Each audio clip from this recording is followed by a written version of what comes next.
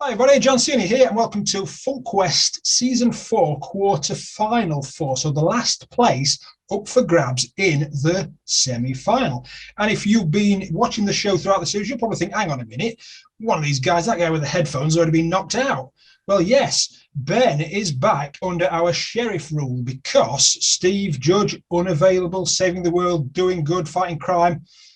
Ben has stepped back in as a sheriff. So he's back in the game. No foul, no penalty, play on. So don't leave comments about that because it's in the rules which we invent. After I've bigged you up all that, tell us who you are, where you're from, and where you're dialing in from. My name's Ben Reuter. I'm from the Pittsburgh, Pennsylvania area in the U.S. My real job is I teach exercise physiology. My side job is I do a little podcasting, do a little personal training, and try to keep moving and stay active and find cool podcasts like this to appear as guests on. That's very kind to say. Joshua, tell us where you're dialing in from. I am coming in from Portland, Maine in the United States. I am a former journalist and politician, but now I work as an educator with porn and sexual addiction, and I also work as a coach in that area, helping both people who are addicts and their partners who are dealing quite often with the betrayal trauma fallout of that situation. Hopefully some quite good funk to get out with you gents today. Usual rules apply. You said you're a politician. Former politician. I'm not one of those people anymore. Former politician. And, of course, No Politics now includes the trials and tribulations of Novak Djokovic, if you've been following that in your culture. Yes, I have. So he's out. We don't talk about him. Okay. He's off limits.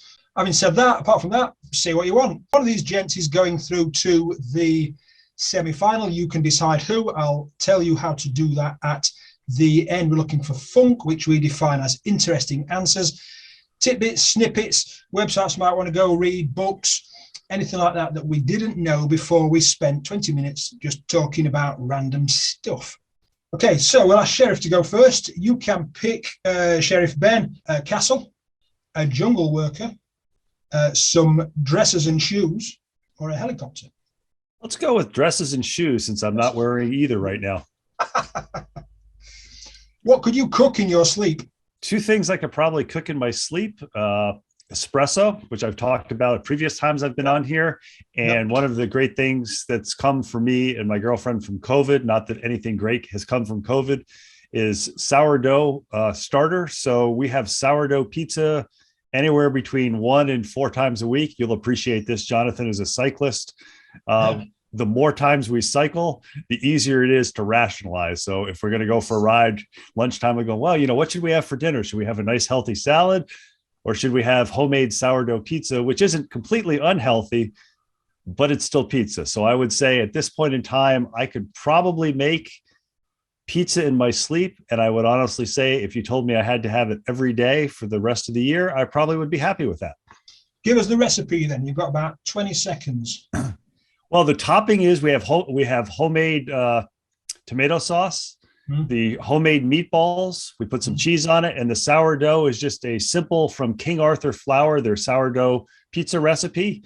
We let it rise for anywhere from 2 to 4 hours with the oven on. Cook it on a pizza steel, which is a 1/4-inch thick piece of steel, and enjoy a nice, fresh homemade pizza without having to go out to the store or have a delivery driver come to your home, and hope that it hadn't tipped over in the car and maybe left the meat or the cheese on the floor or the bottom of the box. I'm sold. I'm going to get some. Next time you sleep, cook me some and we'll have it. Thank you. Joshua, question 1. You can pick a castle, a jungle worker, or a helicopter. Jungle workers of the world unite. This is a good question for you, actually. I'm glad you picked that. Where does happiness come from? Inside. It's a state of mind. It's a mindset. It's a feeling. It's an energy. And I think it ultimately is more just a subjective gauge that we use as a label on ourselves.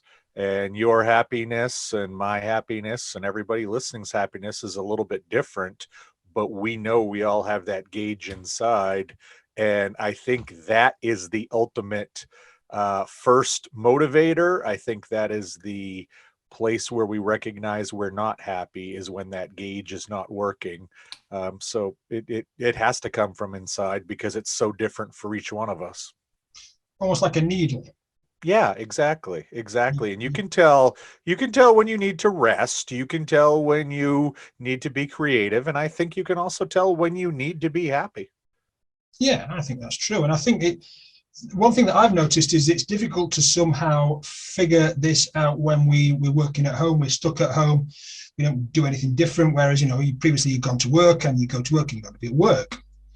I worked at home for 6 years before the pandemic. So the first year of the pandemic was fascinating, just watching everybody else adjust to my lifestyle and watching the real extroverts of this world completely lose their stuff, because I had almost been, training for this for 6 years. So suddenly I felt like I wasn't the weird one because I was okay with it.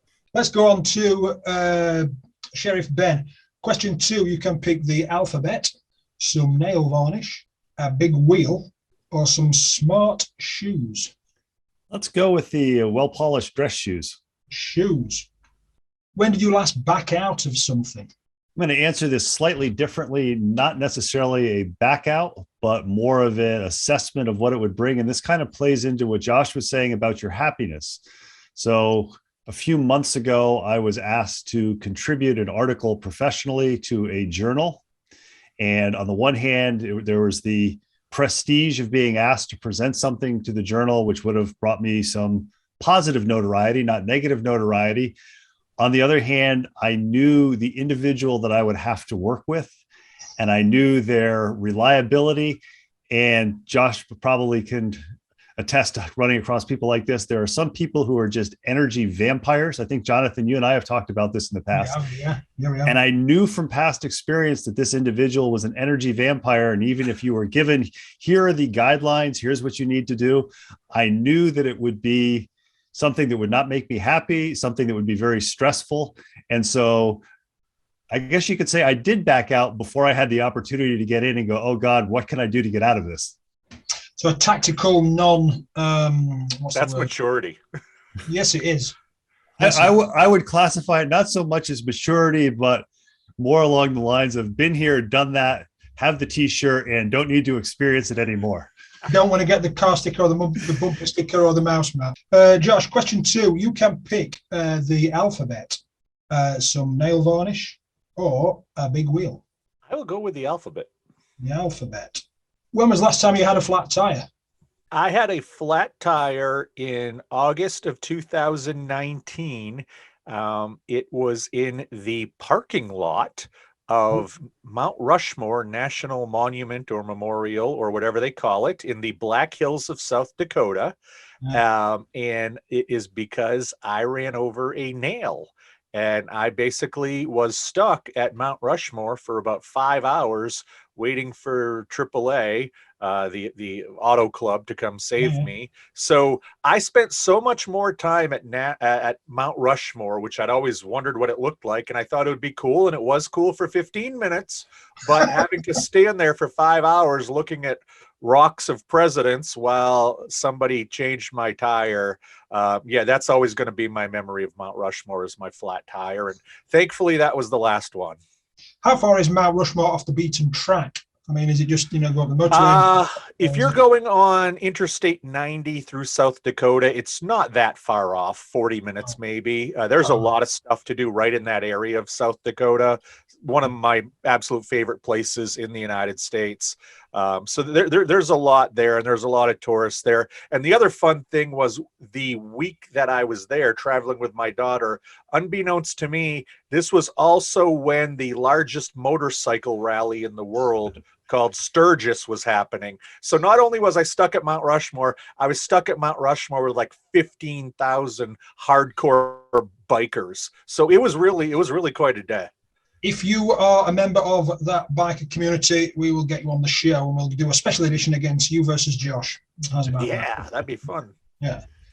Ben, you can pick some chalks, the space shuttle, a rose, or a mask. Let's go with the space shuttle. Space shuttle. This is one up your street. Where was the last time you went somewhere as a VIP? It's been a few years, but I have had the opportunity twice as a exercise physiologist, a professional for my professional organization, the National Strength and Conditioning Association, to travel to China to speak to their sport coaches. Most recently in 2012, I went with a colleague and spoke to their high performance endurance coaches for club teams, so one level below Olympic. Yeah. And it's really probably the first time in my life, you land in the Beijing airport, and the first time there's somebody there with a sign for you. And I remember your name on it, like Mr. Reuter. With my name on it. And I remember they had with the people who were our translators and the organization, the government agency that arranges education for their sport coaches, they had a banquet for us. And I remember they had roasted an entire goat with various types of peppers. And I remember, how enjoyable it was and how different it was. I mean, the food, I guess the highlight was they basically made us eat like kings or queens. And it's one of those things. I have not had Chinese food since I've been back because I'm in the United States, because I'm afraid that I would be disappointed. So I would say the last time was probably 2012 when I went to China to speak professionally. Fantastic. So yeah, put your Chinese food for life. No, I don't want to be disappointed. That's the thing. They'll have to invite me back. Everywhere's a down after that. Yeah. Josh, question 3. You can pick some jokes, a rose, or a lady in a mask. Let's do the mask. Mask. When was the last time you grumbled under your breath but held your tongue? When was the last time I didn't? I would guess the last major one was at Christmas time. We had a lot of changes this Christmas. My wife's mother and father both died in the 18 days before Christmas. Totally unexpectedly. My brother had just moved back from California. So Christmas was a real mess. And I got together with my mother and my brother and I said, okay, here's the plan for Christmas Eve. We all agreed when we'd open presents, when we'd show up and all this. And then we all got to my brother's house and everybody was on a different page. But I realized that everybody was so stressed and so weirded out and so uncomfortable and just so much weird energy that I just said, okay, you know what? None of this really matters. I wish you'd listen to me. I wish you'd stick with the plan, but I'm not gonna make a federal case out of it. So a little grumble, but no shouting. Yeah, well, it's one of these things where if everything was good, I probably would have had a hissy fit. But there's been so much upheaval in our family's life in the last 60 days or so that I just didn't need to add to it. That again is, like you said, that's maturity. Ben, question 4: a messy desk, a house, somebody undergoing surgery, or a theodolite? Let's go somebody undergoing surgery. Now, this is quite following on from your Chinese adventures. But how much was your most expensive meal? Probably was in China, but I wasn't paying for it. I know they took us in Chengdu to have Chinese hot pot, which is a delicacy. But probably the most expensive meal that I've paid for myself, I had the opportunity a few years ago to speak at a conference in San Diego, and all of my friends left a little bit early or left when the conference was over, and I had the next day flight out.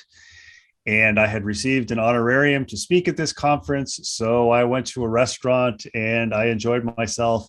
And let's just say with tip that the bill was more than $200. And I will also say that is by far, as in 3 to 4 times more than I've ever paid for a meal in the past. For you, for one person? For one. Now that included a generous tip, that included an appetizer, that included drinks, that included dessert. It was the whole 9 yards. As they must say, they must have seen you coming, as they say. They must have said, well, no. I mean, the one thing to add on it is this was a patio seating overlooking Coronado with the sun setting, and it was in February, and I was living in Pittsburgh, which was snowy, and San Diego in February. So in my defense, maybe there was a little bit of seasonal affective disorder, and this was my way of self-correcting. As the saying goes, it's not what you pay, it's what you get.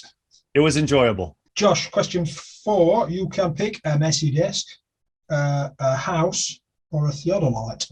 Well, thankfully you can't see it based on where my camera is, but looking at the messy desk is like looking at what I have here in front of me. So I'll pick that. Messy desk. Good question for you, this. What is your most guilty pleasure? Oh, professional wrestling. What the doing Yes. of? Well, professional wrestling, I had, we went into last time. I had a little bit of a, scary upbringing at times.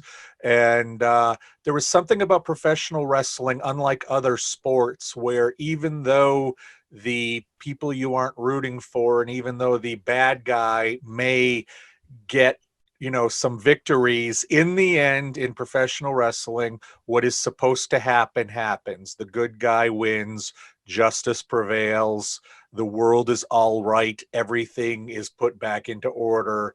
And I mean, I appreciate the athletics, I appreciate the storytelling, I appreciate how it's evolved as a form of entertainment, but there's just something really comforting watching it that it's the same thing it was when I was 5 and when I was 25 and now I'm 45. It's two guys fake fighting to solve their problems, and the one who has the moral high ground always wins, and that just makes me feel Well, good. they'll win in the end. They might not necessarily win in the interim. Well, you can't win in the interim. You need the bad guy to do well for most of the time. You only need the good guy to win in the end, and then it means more. Yeah, true. Yeah. Ben, question 5. A calculator, a booking Bronco, a lighthouse, or a cliff top scene? Let's finish it off with a cliff top scene. Cliff top scene. What's the best thing you ever bought from a charity shop? Best thing I ever bought from a charity shop, I was probably 7 or 8 years old. And I bought my mother a cookie jar that, looking back on it, I don't know how she kept a straight face. This was a cookie jar that had been cracked and repaired. And she actually used it. She made cookies for my whole time growing up from that. And I don't know what happened to it, probably when I went off to college or when she realized that I started to pay a little more attention to what I eat. She probably said, thank God I can get rid of this. But it was some sort of a ceramic cookie jar with a lid that I purchased and gave it to my mom. I remember being all proud because, I bought it with my own money. That being money that I'd been given, for my $2 a week allowance or whatever it was, and saved my pennies. And it probably cost me 75 cents, but still, I remember that was probably the best thing, since I still remember it 40 some years later or 50 some years later. A lifetime of use from a charity shop biscuit jar, cookie jar. Fantastic. I mean, they talk about recycling. How much cooler can you get as far as recycling goes? Question 5, Josh, you can pick a calculator, a booking Bronco, or a lighthouse. Since I think I know exactly what lighthouse that is, and I think it may be the one that's only about 20 miles away from me, I'm going to pick the lighthouse. Lighthouse. When was the last time you switched off your phone? Oh, good Lord.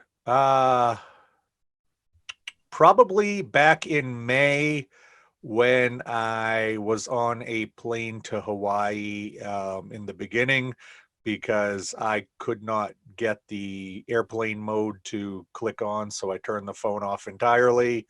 Other than that, I am one of those people who never, ever, ever turns my phone off.